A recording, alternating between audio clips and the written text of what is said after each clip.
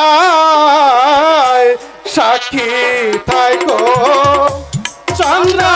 সূর্য আসমান আর জমিন আয়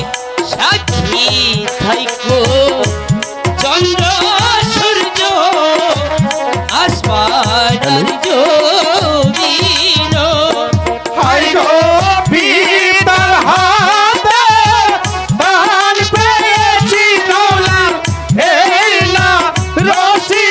খানা গো দুলাল এই না রশি খানা ও হাই গো মায়ের হাতে দান পেয়েছি দাদা এই না ধনু খানা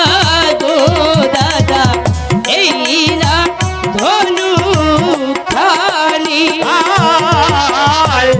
এই আশীর্বাদ করবেন পিতা দিয়ে চরণ ধুলি আয়